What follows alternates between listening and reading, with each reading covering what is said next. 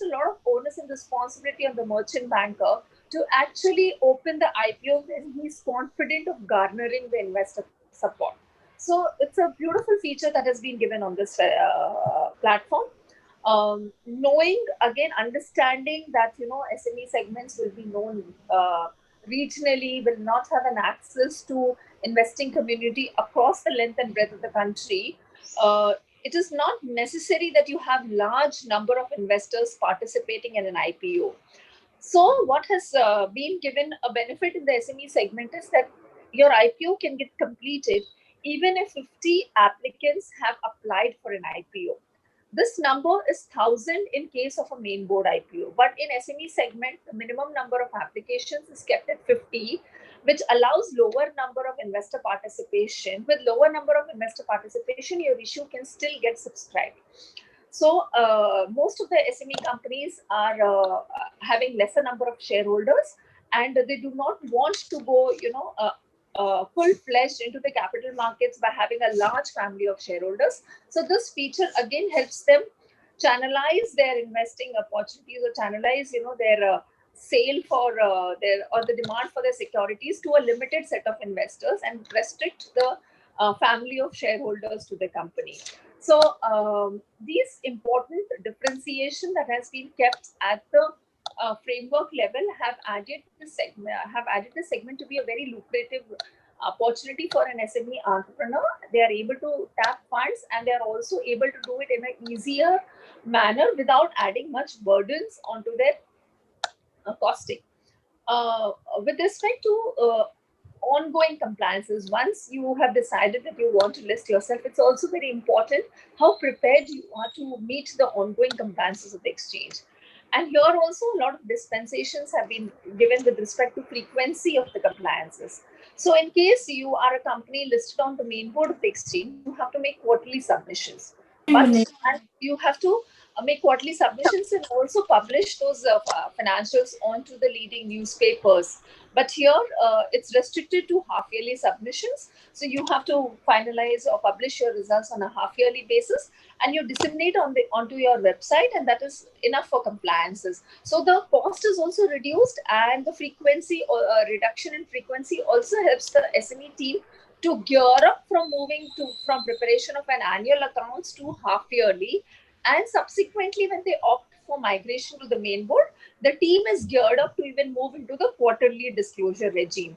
So this gives you a lot of time frame and a lot of bandwidth to prepare yourself to be listed or to migrate onto the main board of the exchange, which is again an important feature that is provided by this platform. That if you are an SME company which gets listed onto this platform, and after being 2 years on this platform, you have an option to migrate to the main board.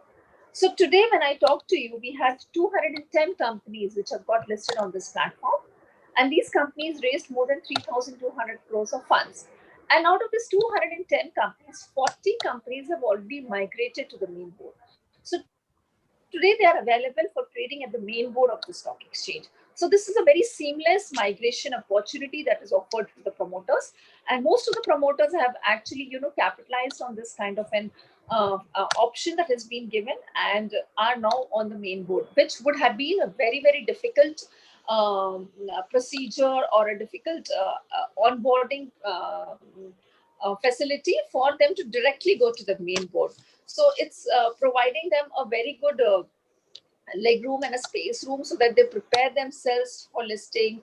They list themselves onto a stock exchange, and understand the nitty-gritties of capital markets for a period of 2 years, and then migrate to the main board, where the investors are already aware of the company. They are already aware of the various regulatory regimes that is required to be on the stock exchange. So it's a win-win situation for entrepreneurs as well as for investors. Why should a company list onto the stock exchange? That's a very important, crucial question that most of the promoters ask us when we talk about this platform. It offers higher visibility. You are a listed entity. It offers you a lot of visibility. People look out for listed entities in various opportunities for partnerships or for great investments or for forging tie-ups. So they look out for companies which are listed, and obviously by being a listed entity, so you are amongst the few ones who get shortlisted on a very priority basis or on a top basis because you are a listed entity. Your all information dissemination is broadcasted across the length and breadth of the country through various terminals of NSE. Your information is available on the NSE website. So obviously it adds to a lot of visibility about you. It also adds to your credibility. Now you are in the regulated space. Your disclosures are promptly made to investors. Investors are reposing confidence by investing into your company. All your stakeholders are on equal information sharing basis. So it becomes very, so it adds a lot of credibility to your functioning. And because of the credibility that you enjoy, a lot of people want to engage with you and prefer you as prefer you as a partner to take their business opportunities further. So credibility goes notches higher once you are a listed entity. You are able to have an appropriate valuation of your shares into the financial markets. The promoters are able to unlock valuation for the enterprise and for the shareholding that they have with them. They can offer ESOPs. The companies can offer ESOPs to retain talent, to attract talent. One of the benefits that companies have enjoyed is that they are able to have better banking terms with with the banks.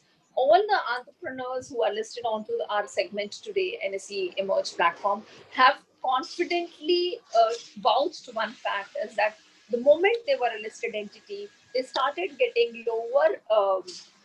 They started getting lower interest rate deals with the banks, and they were able to negotiate better and come with better interest rates on their loans, which actually directly indicated that they were having a healthier bottom line in their profit and loss account. So again, a very very clear and important benefit is about having better banking terms. So this offers you to have liquidity into your shares. This offers you to पापा have कहाँ देख रहे हो वहाँ पे? merger and acquisition अभी तो opportunities. आया नहीं चाचा का, तो चाचा का वीडियो में तो चाचा So अकेला है. benefits are galore for this. Rachna, if you can just unmute yourself. Sorry. Yeah. Sorry. Please. Yeah. And most over and above, the most important thing is that most of the promoters, apart from getting funds into their business, they are also able to enjoy the other intangible benefits that I just spoke about. So, what is NSE doing to facilitate these companies come on this platform, and why at a COVID time it is important that that all the entrepreneurs take note of this alternate funding mechanisms and prepare themselves. NSE across the country conducts awareness programs with industry bodies, with associations, with institutes of chartered accountants and company secretaries, so that we are able to take most of the stakeholders on board and explain how important this platform is and how it is going to help the SME company grows and overall participate in the growth story of Indian economy, because SMEs do play an important role in the Indian economy. And the Make in India initiative, the Atmanirbhar initiative that has been announced by the government from time to time, SMEs are going to make an important role, and funding is going to be the most paramount challenge for most of the SME entrepreneurs. And this is a wonderful platform which has proven time tested over a period of time, 12 years. 2012 is when it started, and we are talking in 2020. It's 8 years, and a lot of entrepreneurs have taken benefit out of this platform. So, during COVID times, what we've seen, the pandemic has thrown paramount challenges to most of the businesses, and which has actually put them into financial turmoil as well. And most of the promoters have to take a seat back and go back to the drawing boards about how they want to go ahead with their business. What are the newer opportunities? How do they redesign their business models? How do they actually deal with their stakeholders? What is the other alternatives that are available to them? So they've gone back to the drawing board. So at this point, it's very important that you also think about what is that you need to fund yourself, your business. Is debt going to be the only avenue that you want to fund yourself?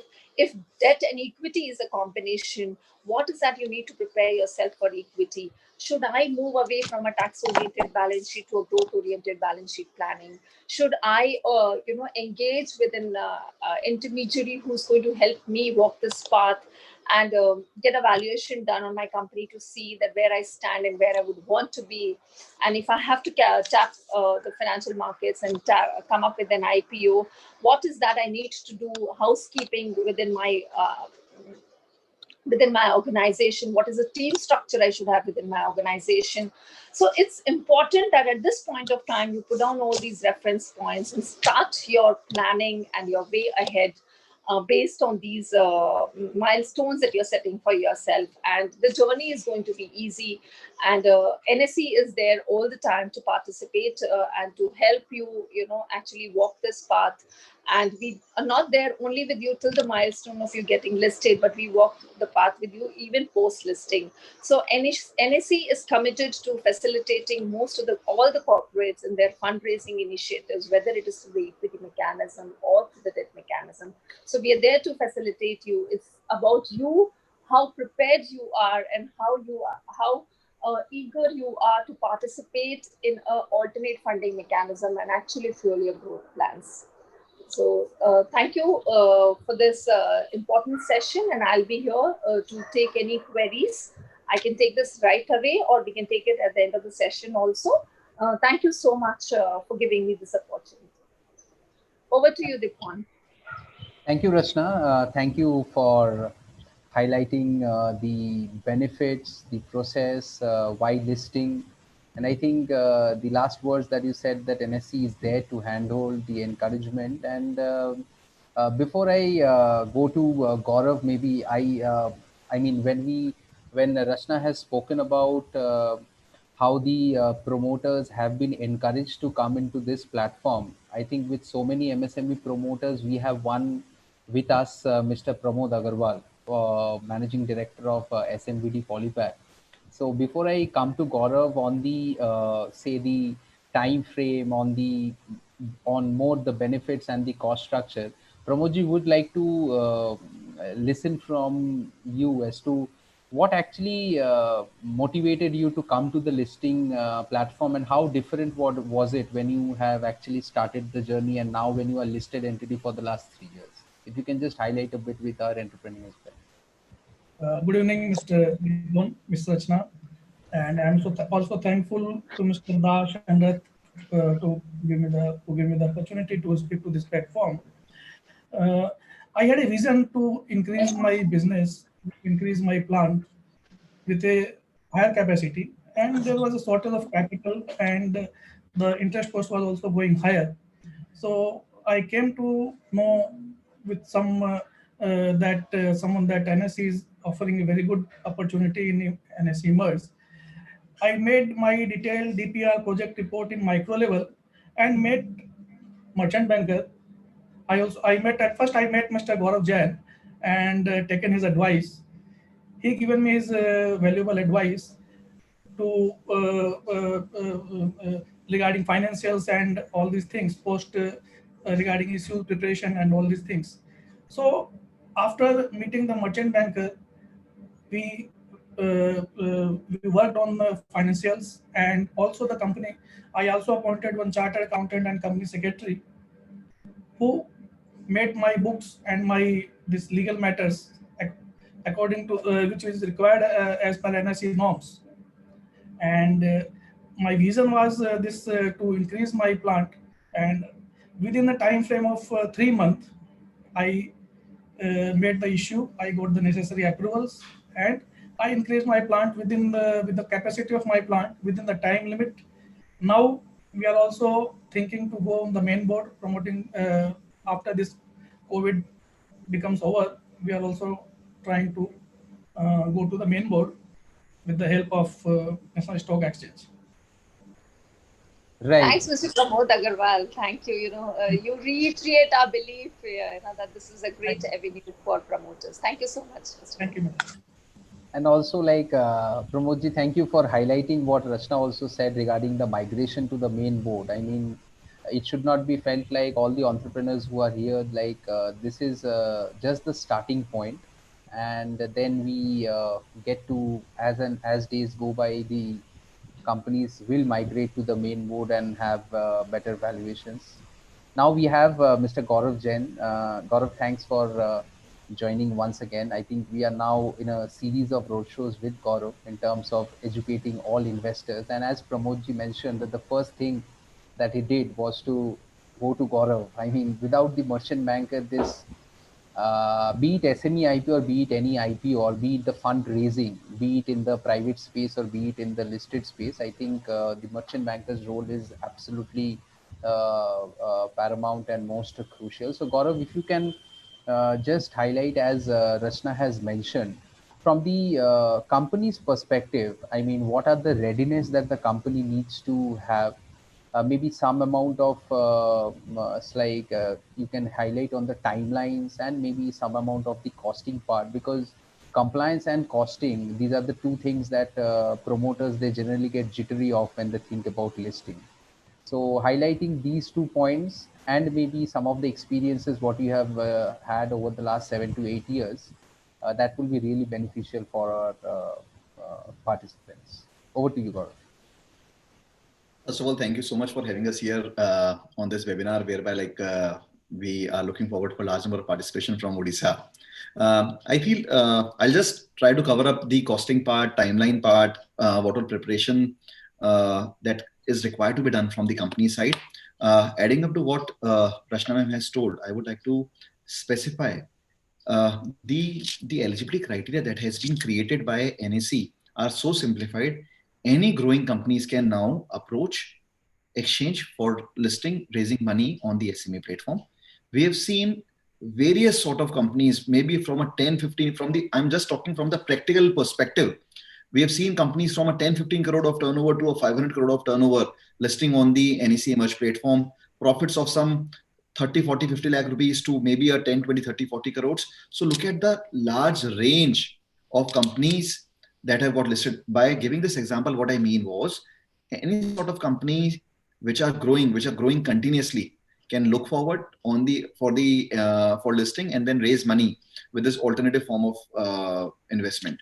I feel what COVID has told, or what COVID has rather brought us to understand is importance of money. Even those businesses which used to say us that we don't require money are now looking forward for any sort of funding, maybe through internal accruals, maybe through debt funding, or maybe through any other external borrowings. So that yes, as entrepreneurs, as growing companies, what we need to ensure is that money should always be available so that the same can be used in business in any form.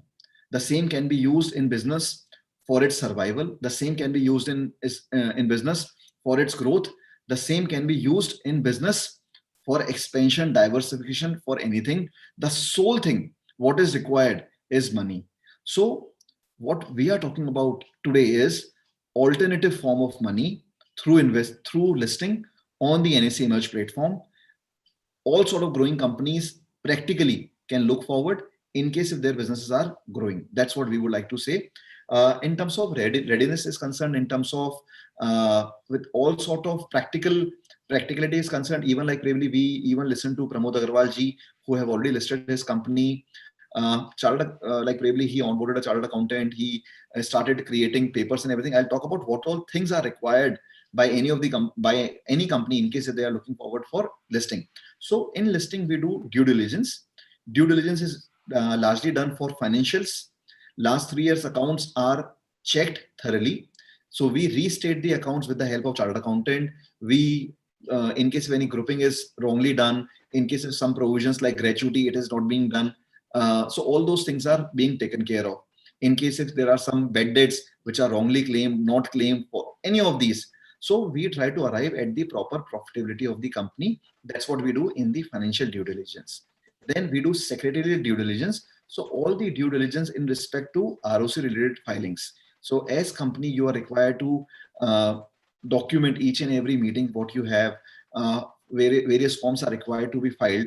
What we have seen largely in case of SME companies, the main thrust is on running the business, is on earning money rather than on documentation and proper form filings and everything. So as merchant bankers, we handhold the company in entire document creation right from the inception of the company.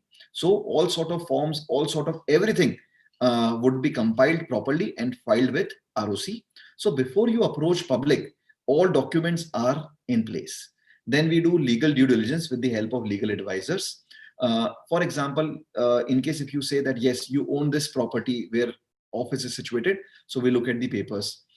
In case if my name is Gaurav Jain, so okay, we take backup papers of maybe a passport, maybe a driving license or whatever. So whatever that like probably is stated in the due diligence process in the application, what we call as prospectus, is so it is verified. So we try to look at legal cases by the company, on the company, their status. We look at legal cases by the promoters, on the promoters, their status.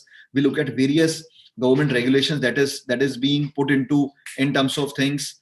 Then we also try to look into the industry. We also try to cover up industry. We also try to cover up the promoter background and everything. So largely financial, secretarial, industry, legal, and on the promoter. Why you want to raise money and everything. So this is prepared as an application. In terms of application is concerned, that is called as draft prospectus, that is given to exchange. So usually we cover, though it may sound quite voluminous, but we usually do it in 2.5 months time. The entire team provide very great handholding to SME companies, knowing their limitations in terms of paperwork is concerned. So in 2.5 months time, largely documents are prepared, draft prospectus is prepared and submitted to exchange. Usually exchange takes 3 weeks time in terms of approval. Once the same is done, we open the IPO in 1.5 months time. So the entire process is of 4 to 5 months time with all due diligence and everything. I would also like to cover the cost aspect, because this is one of the most prominent questions what we come across in any of these webinars. So the costing is approximately 35 lakh rupees. That's the fixed cost that goes. Approximately 12 to 15 lakh rupees goes before IPO opens, and then the remaining cost can be covered up after fundraising is concerned. And so this is the fixed cost, whether you do a 4 crore IPO, whether you do a 10 crore IPO. Then there is a fundraising cost associated, anywhere between 5 to 8% time. So I'm just trying to give you a broader range without looking at company, though fees changes, looking at sector, looking at company size, looking at profitability, looking at markets. So there are various things that like probably would affect fees for raising the money. But yes, broadly you can look forward for approximately 35 lakh as the fixed cost and 5 to 7%, 8% as the variable cost in terms of costing is concerned. But yes, importantly, largely most of fees is taken once work is done. So I have tried talking about the process, about the time, about the cost. Also, there are various myths that like probably people feel in terms of listing. The most important thing is compliances would increase. This is something what anybody would think of. There are very few compliances that like really increases. Rashna ma'am had already told that. I'll just repeat it, please. You need to prepare half yearly accounts. September ending accounts are prepared. In case if your board members, you as a board, you directors, in case if you have 2 directors, 3 director, we need to make independent directors added to the board so that the overall board of directors are 50% of the company, 50% of like probably which are not directly involved in the company. What it means is, in case if you were 3 director earlier who are running the entire show, 3 more directors are inducted by you, which are known as independent director. So yes, you need to have independent directors on board with you. You need to prepare happily results. Then like probably you need to have a company secretary on payroll. These are the most important conditions. But yes, 95% of the compliances as private company and public company are same.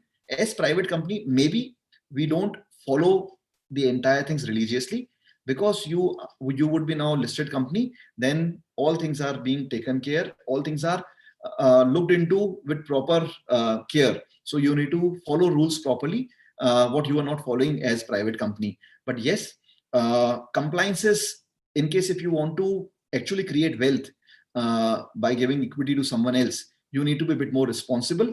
Some responsibility comes with large, enormous amount of wealth. That's what I can say. So this is one of the myth that we have usually seen, that compliances would increase. That's why like probably I don't want to like probably go.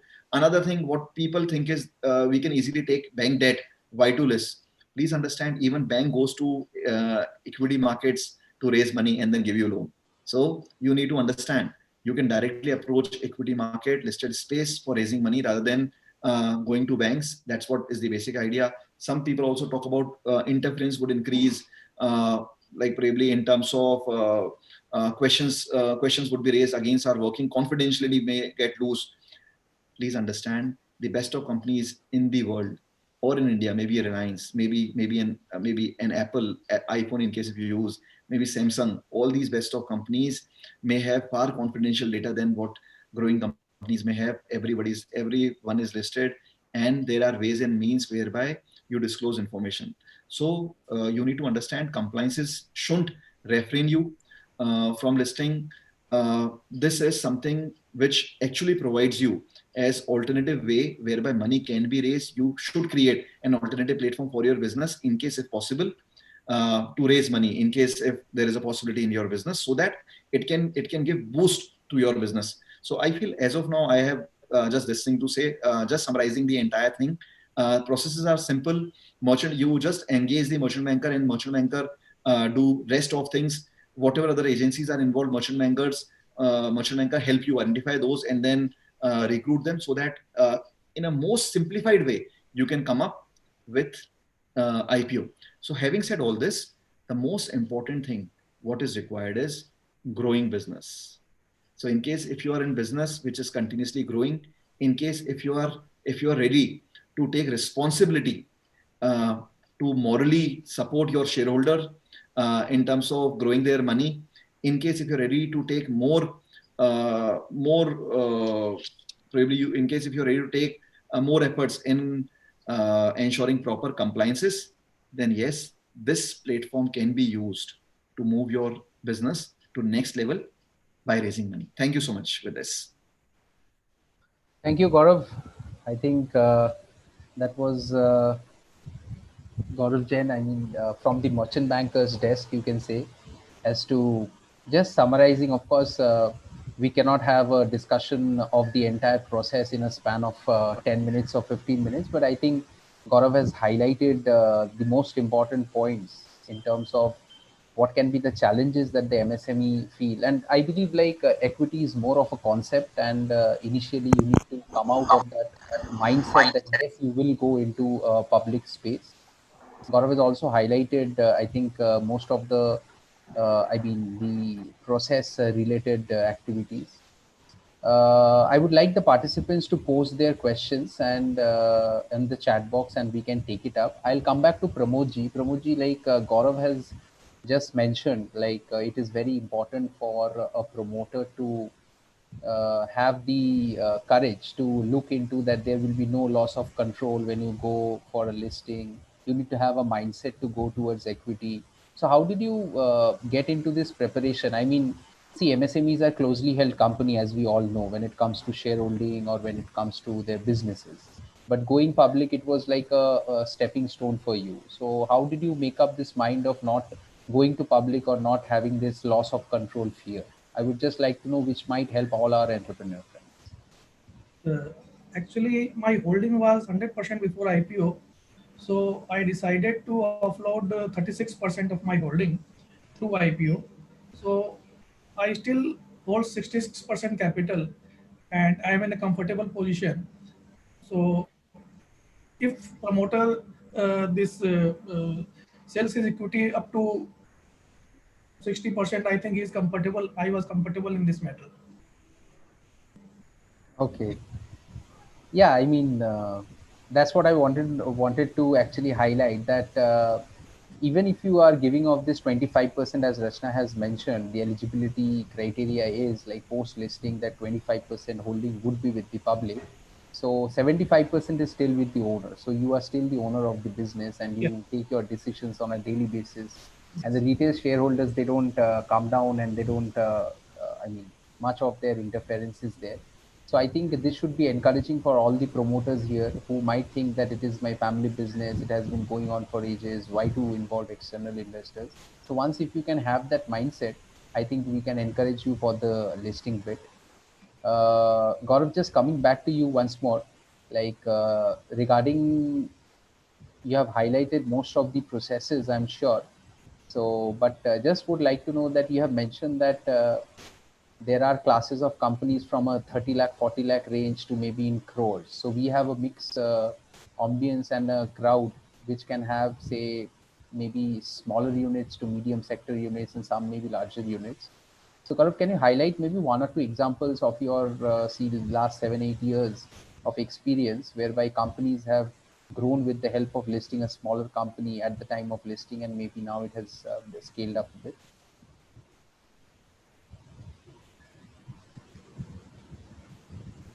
Gaurav, are you there? Is to unmute actually. Yeah. I'm sorry, the voice was quite low, so I couldn't do that. Please tell me.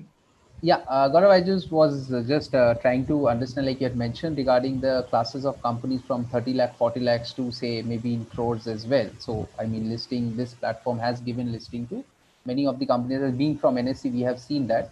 But as a merchant banker, can you just highlight maybe one or two of the examples or maybe your studies which has happened over a period of time as to how maybe smaller units can also be benefited and they can grow in the near future with the help of listing? I feel I'll just try to look at an example. There is a company. So there is a company into jewelry segment. So they started with maybe 2-3 crores of profits, and then over a period of time, their profits increased to almost 15-20 crores. So we saw their journey, like probably once they were listed. We saw companies which got listed on the NSE Emerge platform. Grown there in terms of business valuations, grew, and then like probably they were able to acquire another smaller company. There was a company whereby, because the company was listed on the NSE Merge platform, their data was available on each and every software across globe. So a JV partner based out of Germany could identify them sitting in Germany and then approach them in India, just because like their data were available in terms of conveniently it was available. Look, you need to understand one thing very clearly. There are large pool of SME companies. India is full of SMEs. India, the backbone is SME. In case, and you also need to understand, in case if you are visible, then and only then people can identify you in terms of investments are concerned. So there are large pool of, I feel in terms of private companies are concerned on MCA, you have 11 to 12 lakh active companies. The number would be 17, 18 lakh, but active company would be 11, 12 lakh. So listed space, you have maybe a 4-5 thousand company. SME space, maybe a 500 company. So how convenient it is to move from a 11, 12 lakh company pool to a 500 company pool and then get identified. This is what you need to understand. But I'm talking about one important thing. You need to grow your business consistently. This is something what investors would love. In case if you're trying to raise money from people, you also have to have that moral responsibility to make it earn. How you are going to do that? In case if you're able to grow your business, then this is what an investor would always appreciate. But yes, things may come. In case if COVID came, everybody understand. In case demonetization came, everybody understand. In case if few years, maybe in case if you are doing consistently good and few year may be bad, everybody understand. But conviction of growing the business is the most important thing. Right. Conviction of growing. I think we have one question, like any ceiling on the funds that SMEs can raise in this SME IPO space. So maybe, Gaurav, you can just say, I think there is no ceiling. We have seen IPOs. We have seen IPOs on the SME space, right from maybe a 3-4 crore IPO, 5 crore IPO, from 100 crore IPO. So it's a humongous amount of range. That's what you can say. So in terms of amount of fundraising is concerned, there is no limitation. The only thing is your capital couldn't go about 25 crores. So premium can be anything, but capital shouldn't go beyond 25 crores. That's the only limitation. So minimum size, what we have seen on the NSE Emerge platform largely is 4-5 crores. Highest is 100 crores. That's what is the range what we have seen in last 7 to 8 years. Okay. So one more question is there, like as per the MSME Act, there is a difference between manufacturing and service sector in investment. But I think with the new MSME Act, Gaurav, I think this has been done away with. in terms of the manufacturing? Depon, I'm really sorry. The voice cracked in between. Hello. Yeah, please tell me. Yeah, even Pramodji, Rachna can also come in. As per the Yeah. MSME Act, it's a difference between, there is a difference between manufacturing and service sector in investment.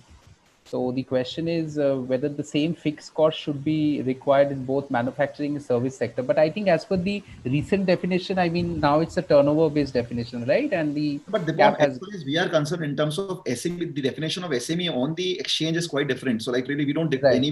differentiate between service company, manufacturing company, or in terms of any fixed assets, turnover, or anything. So, any company can come on the SME board. That's what, like, probably the only thing is you need to like your capital should be less than 25 crores. That's the most important thing, rather. And you need to be profitable in last 2 years. I feel Rashna ma'am can elaborate on this in case if Yeah, she. Rachna, if you can just highlight on, say, sector specific, like since NSC is sector agnostic. So over the last few years, 7, 8 years of this journey, which are the major, I think most of the sectors, they have participated in this IPO listing process. Yeah, we are having companies from the textile industry, pharma sector, fertilizers. We have information technology. We have companies in the food industry, food products and beverages. So I think it's very rightly said that we are agnostic to the sector. But yeah, having said that, we would also want to be very comfortable. We're first establishing the credibility of this platform, and hence we went full fledged on targeting the manufacturing sector to a larger extent, saying that this was a very good alternate mechanism for them to put up their expansion plans ahead and move ahead and grow themselves.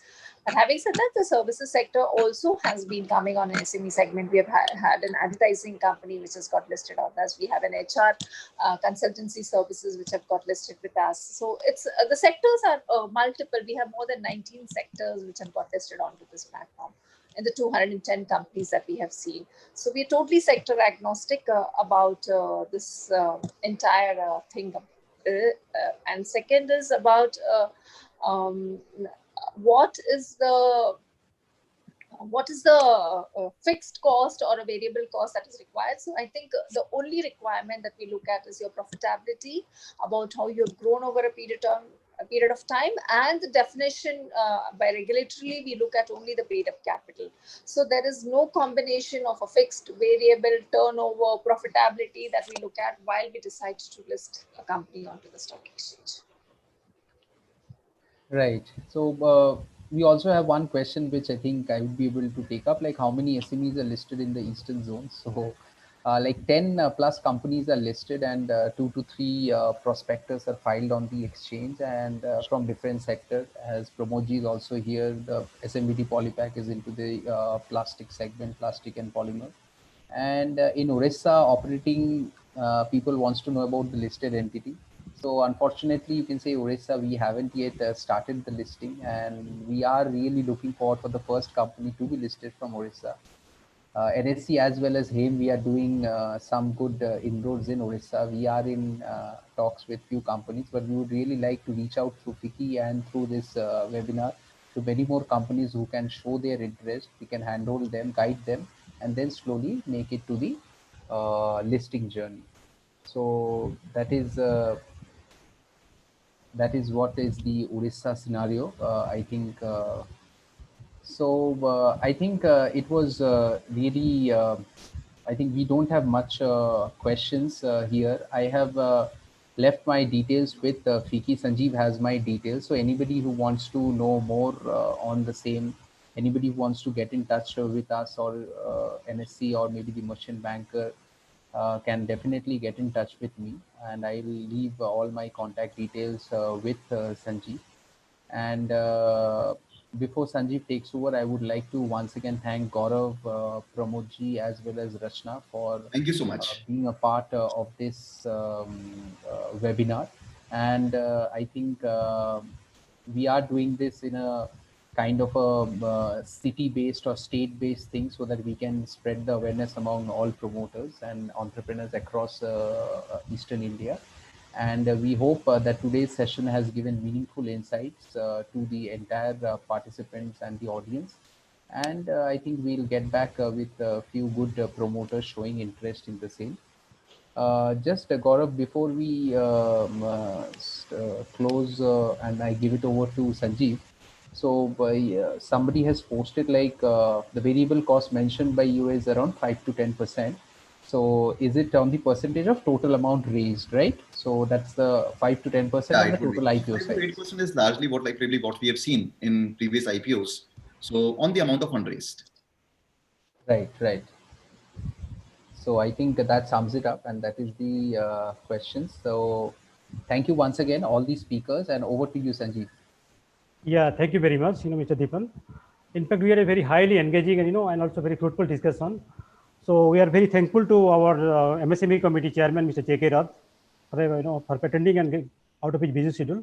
Also, we are thankful to Mr. UN Das, additional secretary, MSME department, government of Odisha, for his valuable time.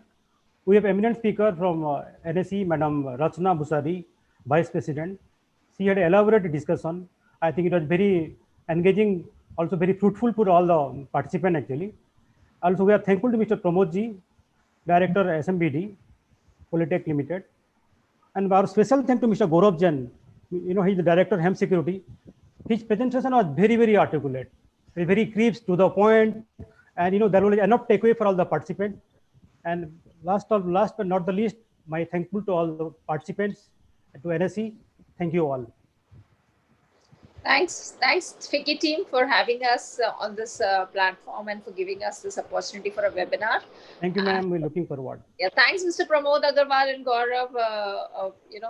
Without you guys, we wouldn't be, be so encouraging to this platform and taking this platform forward. So thank you so much for being with us. Yes. Thank you very much. Yes. Thanks, Mr. Rath, and thanks Right. to Mr. Das Thank you. as well. Please convey that. Right. Thank you. Right. Thank you, sir. Thank you, Rath, sir. Thank you. Right. Thank you. Yeah. Thank you, sir.